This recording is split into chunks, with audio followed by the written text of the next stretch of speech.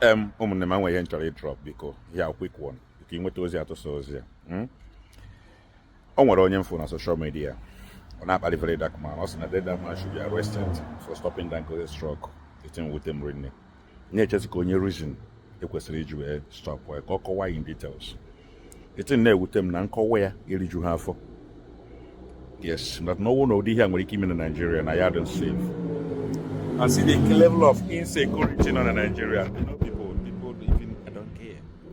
Ha chọrọ ka ịma ndị mmadụ a na-egbu ndị mmadụ gịnị ka orinye ọ sị na those accidents na-eme dị ya na happen the same anywhere in the world na ofu ihe ka ọ afụbeghị m ụdị accident na-eme na Nigeria na UK here. And in an interview a na-eme ndị anọ na road a na-eme ụfọdụ interview most of the ha ncha niile enweghị nke nwe driver's license and somebody living in UK driving in UK saying no we anything wrong ihe ndị a ị mana anyị enwego problem achọrọ m ka m gwa gị na ọ bụghị everybody be abroad nwere sense and ọ bụghị everybody ji ego karịa gị nwere sense but na ọ na-awe nwe na-ejide ego ma ọ dị clean or build this abroad ọ na-adịghị ka ọma ife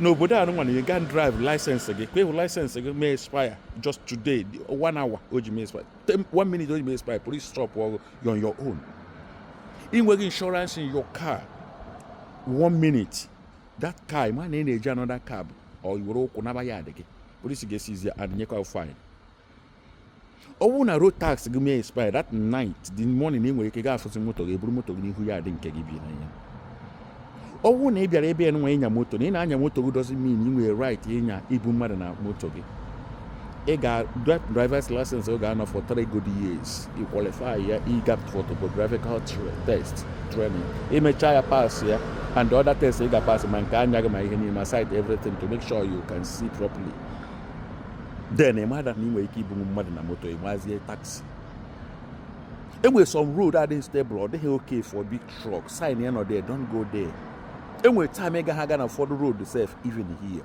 everything in order ọfụma and somebody living in UK will tell you that na for VDM to stop Dangote's truck is wrong. Negodi ihe dị going correctly, negodi ihe o fixed, negodi ihe ọ na-eme and people are now turning it down. Na-ewute m rinne that na ya chọrọ ife ọma ụfọdụ na-awa onye ọzọ mee ihe ọ na-adị ya gwa ya onwe ha ụmụnwa mere ya mana datin nọ ị chọrọ ime ya ọ na-ewute m rinne na somebody na UK ka second accident na-eme na UK na-eme ife niile ọ bụ na accident a na-eme na a na-enwecha ma plane crash a na-enwe other things ị ga-eji plane Nigeria wee tere nke obodo a ị ga-eji plane anyị wee tere nke this country na ịbuy plane ịbuy flight here from UK here to Austria or from Germany or to Holland ị ga-eji sound ya wee tere nke be anyị Emanjie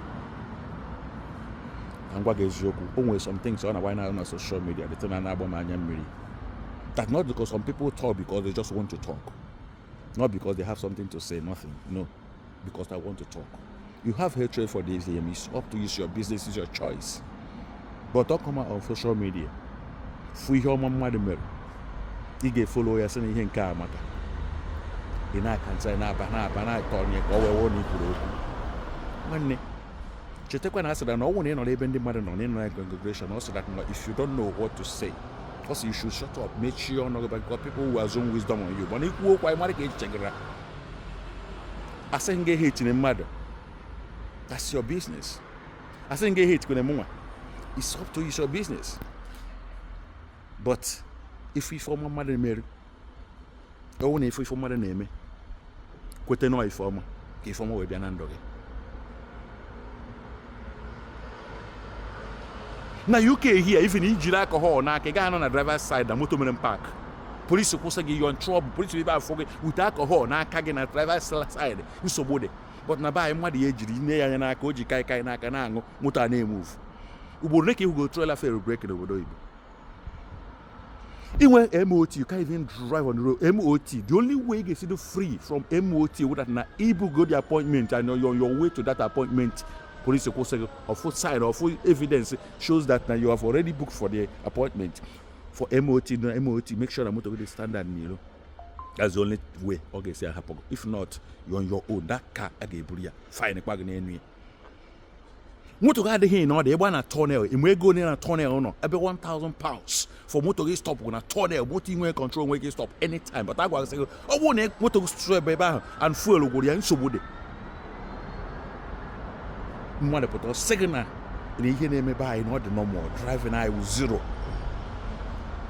complete zero kama mmadụ ga-ekwu eziokwu enwe ike fix things na that country no ọ na-atụwasị because o nwere access to phone I can just say that if this phone ejighị doctor's prescription agụ phone onye ara nwere ike iji phone ọ bụrụ onye ọbụla nọ na social media ọ bụrụ onye ọbụla nọ na UK ọ bụrụ onye ọbụla na abroad nwere sense ma mụnwa na-ekwu ebe a enwere sense karịa agụ na watch m ọnwụ na onwe mmadụ mere adịghị mma kọrịtị m ọfụma nye m gwa iji eji kọrịtị gwa m ihe m mere na ọ dịghị m chaa mma I will learn ana m ebe ekwu nke ha na nwe 100% but onwe ndị nọ ihe na-anya moto sị gị na ana m anya moto na UK ihe ọ na-espend nwere ike ọ bụrụ ihe dị ka 1 hour in a week on the road straight to work and come back ị nweghị ike ịma better than onye na-espend up to 12 hours on the road na-agba everywhere UK ọ dịghị possible ị ga-agba mbọ ịpụta na social media ịkụziri anyị ihe mekere sense ụfọdụ ga-asị gị na bọmbụ alụrụ something alụrụ ndị bọmbụ nọ n'obodo a karịrị o nwere nke size na size moto gị izuzu iron both sides ị ga ebe anyị makpụọ moto gị ibe ebe ahụ ịkpakọ onwe gị ọnụ most roads here is one way because ọ dịghị okay for moto ị na-abịa front and back like accident. Most road here is blocked. Why? Because of security. I want to actually was lock all those roads. You can city. Even in a lock there. No one can see me no brother. When they above that brother, my city is locked. You got to get in a city beside the Queen. Or they possible road in a lock where. Man make T-bomb so that people get slowed down. My bomb back. I happy they boom like that here market.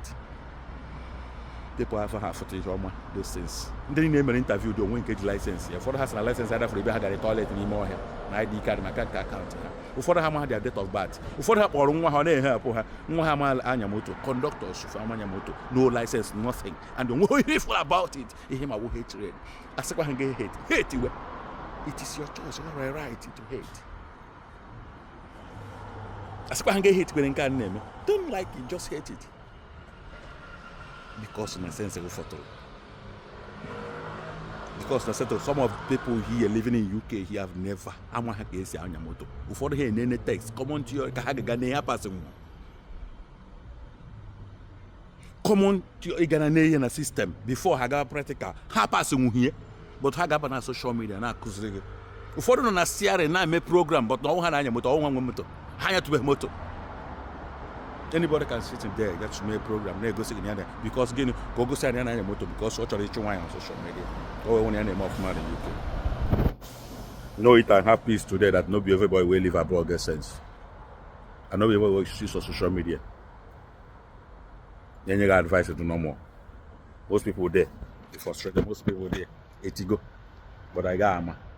Anyway, go be motor. Can go motor, na be amesa motor. Can clean when in came call the shop, can wake it up for that time. Can go bargain one bed. No, you put that yellow. Man, after me, if I come drop what this thing. All very, very important. I put everybody with sense. So you don't need to guide your heart. You don't need to social media, be very careful. I got my first some people got to say, walk motor in your motor. If you are UK in your motor. For that, you are South African motor, about more than on your left hand and the right hand. And the other guy, he goes to the email before your motor. And on a box room, it will be. Now, because they're going to have a boy any more motor, what be. He more motor buy. If you are glitch, all those things in a brain, we buy one, you're making your motor. Over here, you lose license after king with a child license. If I told you, motor, we making a sense, you go bring and I'm a motor, no motor gain on ya. Sure, Yan, I brought motor. If you're not over the in one motor. There we go.